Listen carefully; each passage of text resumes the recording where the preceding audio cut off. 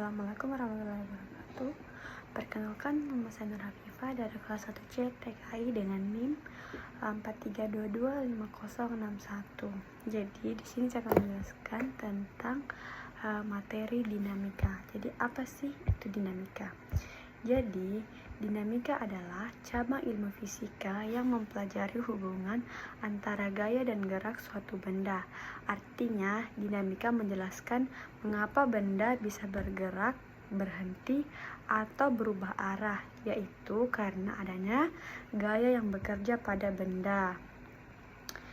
Dalam hukum dinamika terdapat 3 hukum, yaitu hukum Newton 1, hukum Newton 2, dan hukum Newton 3. Hukum Newton adalah ilmu dasar dalam fisika yang menjelaskan hubungan antara gaya dan gerak benda. Dengan kata lain, hukum ini menjelaskan mengapa dan bagaimana suatu benda bisa bergerak, berhenti, atau berubah arah ketika dikenai gaya.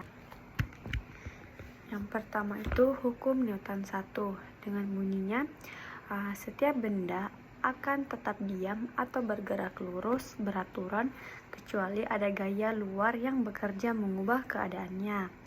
Sementara hukum Newton 2 berbunyi percepatan suatu benda berbanding lurus dengan gaya yang bekerja padanya dan berbanding terbalik dengan masanya. Sementara hukum Newton 3 berbunyi menyatakan bahwa setiap aksi memiliki reaksi yang sama, besar dan berlawanan arah.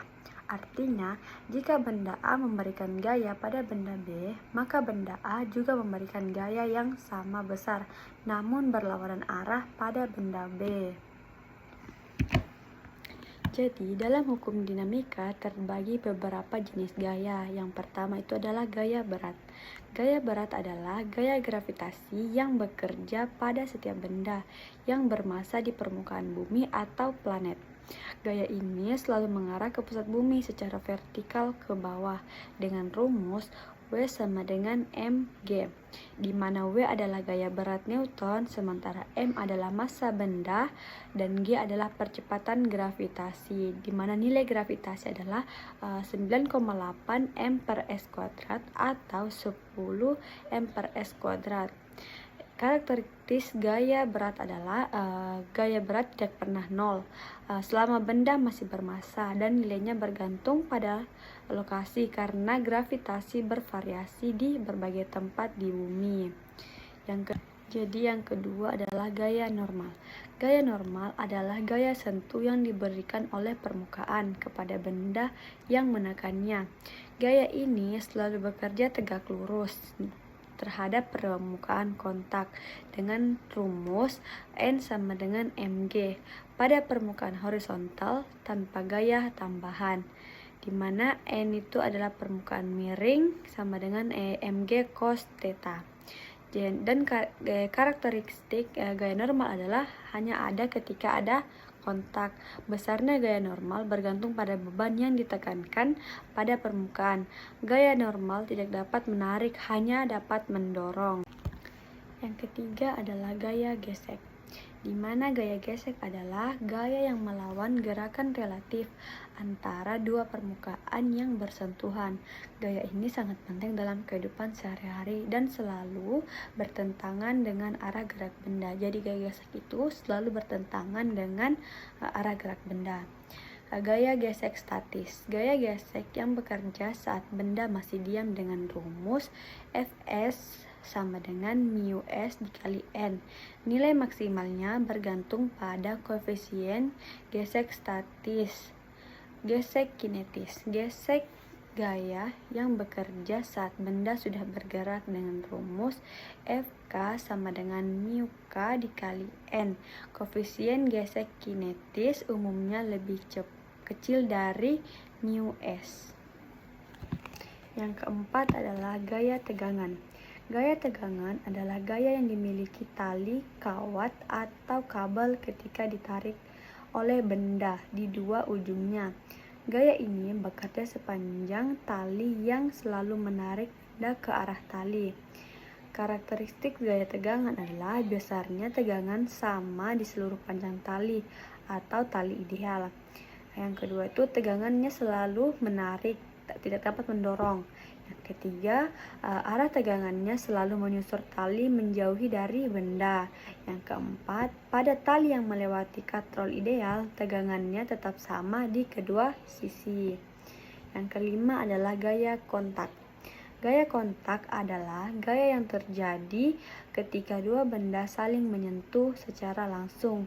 Gaya kontak merupakan istilah umum yang mencakup gaya normal, gaya gesek, dan gaya-gaya lain yang timbul dari kontak fisik antar benda.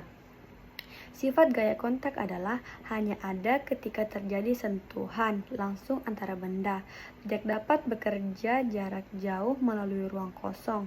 Besarnya bergantung pada intensitas dan jenis kontak. Contoh gaya kontak itu adalah pukulan bola, tekan tombol, dorong kontak, tarik tali, dan reaksi permukaan saat benda diletakkan di atasnya. Analisis gaya kontak. Gaya kontak dianalisis menggunakan diagram gaya bebas untuk melihat semua gaya yang bekerja pada benda dan resultan gaya totalnya. Yang keenam adalah gaya sentripetal, di mana gaya sentripetal adalah gaya yang mengarah ke pusat lingkaran pada gerak melingkar beraturan. Gaya ini bertanggung jawab mengubah arah kecepatan benda agar tetap bergerak melingkar. Dengan rumus gaya sentripetal adalah Fe sama dengan mv kuadrat per R sama dengan mv kuadrat R, di mana Fc adalah gaya sentripetal, M adalah massa, V adalah kecepatan linear, sementara R adalah jari-jari, dan W adalah kecepatan sudut. Sumber gaya sentripetal dapat berasal dari tegangan tali, gaya normal, gaya gravitasi, atau kombinasi beberapa gaya. Gaya ini selalu mengarah ke pusat dan mempertahankan gerak melingkar.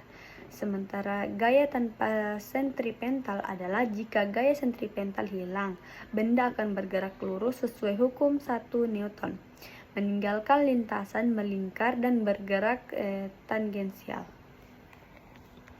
Jadi di sini saya akan menjelaskan satu contoh soal. Contoh soalnya adalah sebuah benda bermassa 10 kg dikenai dua gaya searah, masing-masing 40 Newton dan 20 Newton.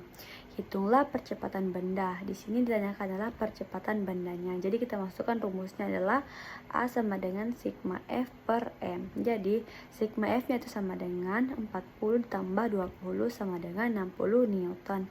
Jadi nilai sigma F-nya adalah 60 Newton. Jadi langsung saja dimasukkan ke rumus.